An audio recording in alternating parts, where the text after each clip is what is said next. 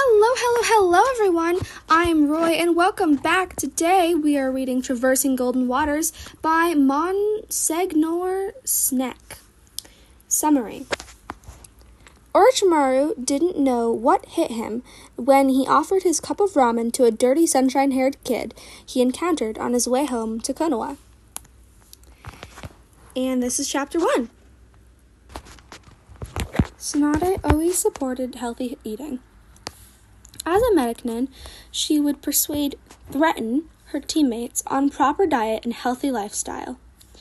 She would always beat up Jiraiya for not eating his vegetables and glared at Orochimaru to death whenever she learned that he ate nothing for the whole day. Again. It was quite funny how in the end she didn't heed her own rules and gravitated towards an unhealthy obsession with sake. Orochimaru sighed for the third time that day when he remembered how Jiraiya somehow messed up his storage scrolls.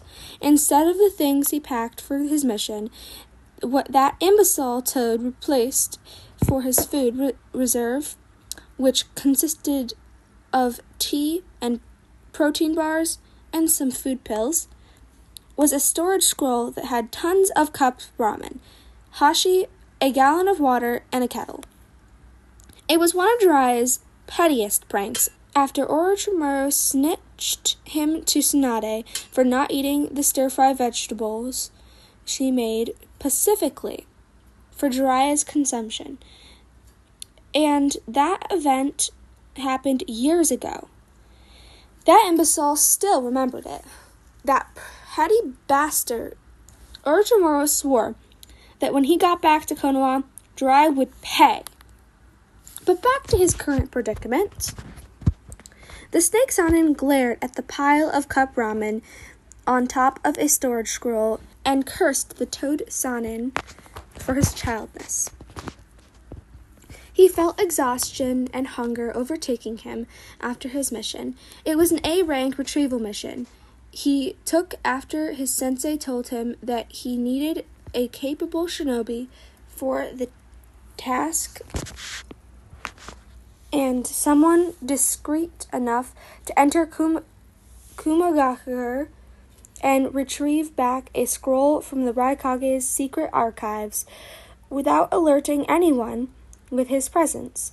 A scroll that consisted of forbidden jutsu made by the Ninime Hokage himself, that was stolen from his body after the death of the Kumo shinobi. Orochimaru's mission lasted him 7 days, and for the duration of the week. He once or twice have eaten in one of Kumo's open tea shops when he declined with fever to not eat any of Jiraiya's blasted cup ramen. He must have been influenced by the toad Sanin's dim-wittedness because he hasn't had the mind to restock his supplies at Kumo. And now that it has been 2 days since his last intake of solid food, Orochimaru is fighting the fact that he needed to eat.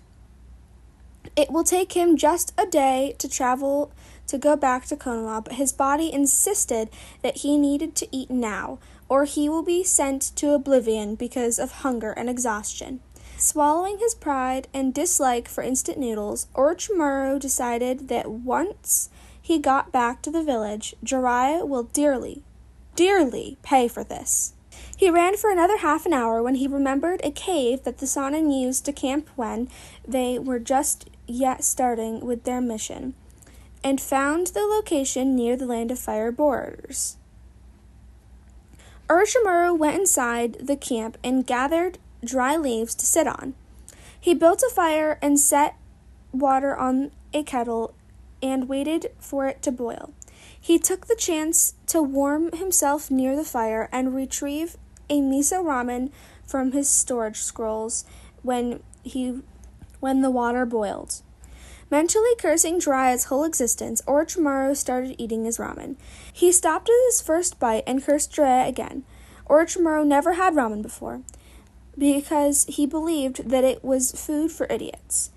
And it was really not that bad. It wasn't. And he won't tell Jiraiya that. He instantly liked cup ramen at his first bite. If cup ramen was this good, what of the real one? He stopped at his mental ramblings and stiffened when he felt a presence near the cave. He paused eating, and in a second he threw a kunai at the direction where he felt the presence and was rewarded by a surprised squeak. Orochimaru stood up from his position and readied himself for a fight when a golden creature emerged from the bushes where he threw the kunai. "Hey, what was that for?" The angry squeak of a child waving Orochimaru's kunai. "Didn't you know that throwing this thing is dangerous and you might harm someone, Tetsubayo?"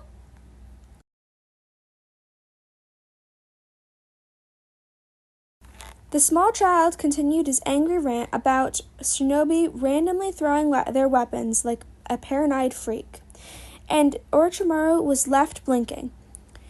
He expected an ambush from an enemy nin, but a small angry child was not in his list. He stared at the child and noticed his distinct features. His skin was tanned due to the long exposure from the sun.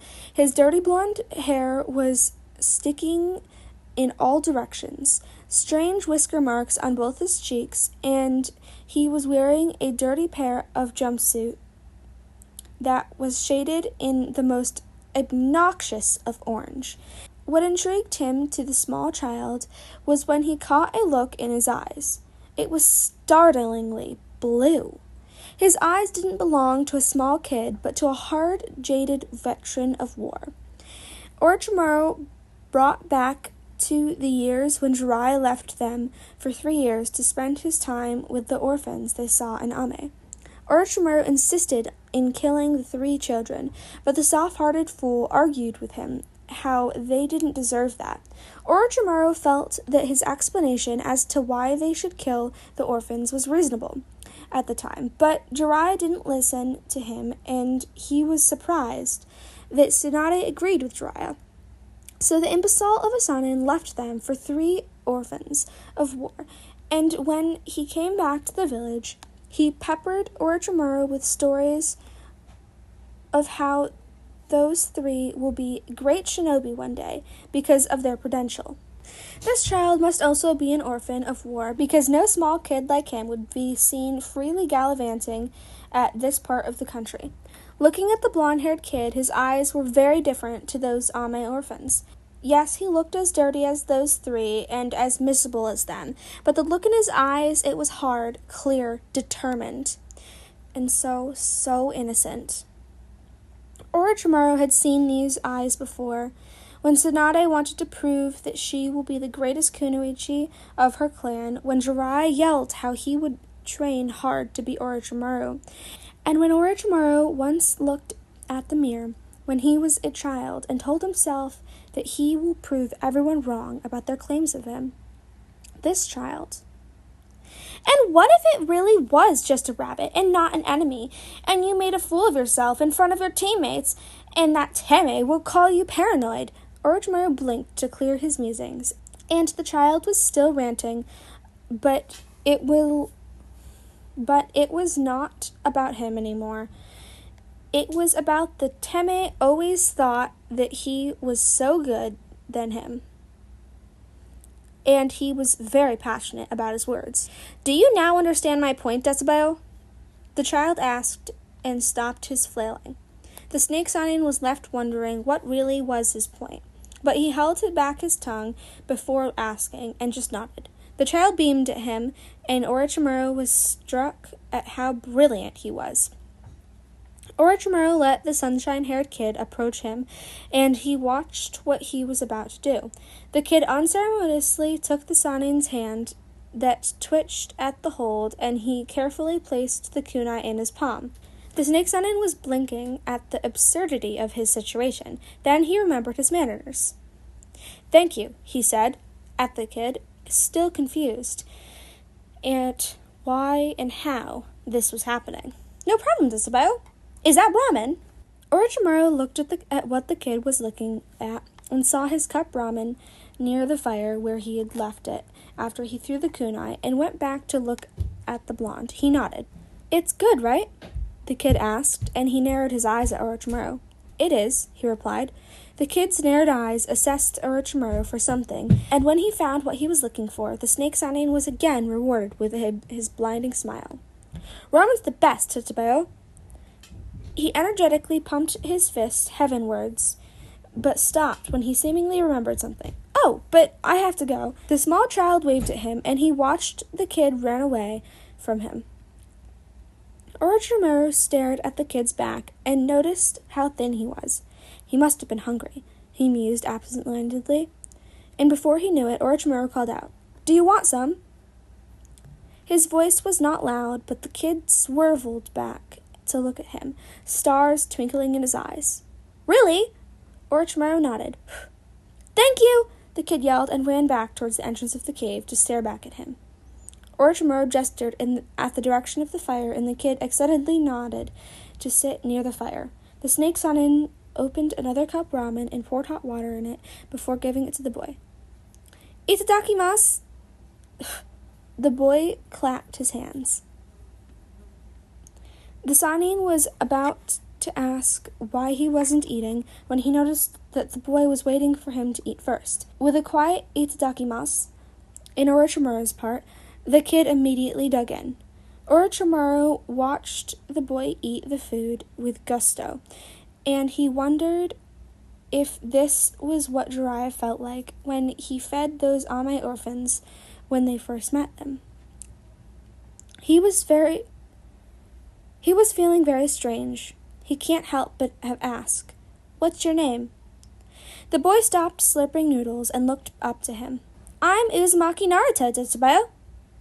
He didn't know if he gave his name back to the boy because he felt his stomach drop at the child's name. He didn't have the signature fiery red hair of the Uzumaki clan, but he has some of the clan's facial structure, and the boy didn't look like he was lying. Orochimaru didn't like the conclusion forming in his head. Alrighty, everyone, that is all for right now. The art in this video is by Solivagant_father on AO3. And just a quick word here. I do not have an update schedule whatsoever, and I'm currently only uploading the first chapter of, I think, the 4 fanfictions I've gotten permission to record and turn into a podfic. But after I'm done with that, I will go in the order I did before with the second chapter, and so forth for the rest of them. And I do hope you enjoy. I am going to try my best to update in a semi-quick fashion because I don't want everyone to wait, but I also can't just commit to a upload schedule because I know for a fact I can't follow it. I've tried with different things and it just didn't work out, and I don't want to lie to you guys and say, yeah, I'm going to upload this day and then not upload. Either way, though, I do hope you guys enjoyed, and that is all I have for today. That is all. Please check out the original author. It is awesome. Yeah, bye.